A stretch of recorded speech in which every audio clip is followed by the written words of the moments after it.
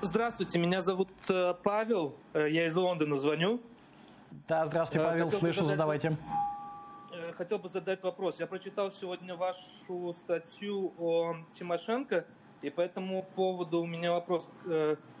Будете ли или хотите ли вы поучаствовать в предвыборной кампании одного из кандидатов в президенты или в предвыборной кампании одной из партий, чтобы поддержать курс, который вы считаете нужным? Да, спасибо за вопрос, Павел. Я, честно говоря, никогда об этом не думал, но делать я этого не могу. Вот здесь как раз вступают в действие как раз этические нормы и моральные нормы журналистики. Во-первых, я как журналист я не могу никого поддерживать и ни за кого топить, то, что называется. Во-вторых, я не гражданин Украины, поэтому вдвойне не могу, собственно, никого поддерживать и ни за кого там призывать голосовать, потому что это дело граждан Украины, а я думаю, что они приотлично разберутся и без меня, за кого голосовать. Единственное, что, как бы вам это сказать, у меня к Юлии Владимировне личная неприязнь, да, потому что вот все эти разговоры про мир, про компромисс, про новый курс, я когда все это слышу, я вспоминаю, что между Украиной и Россией до сих пор существует договор об экстрадиции,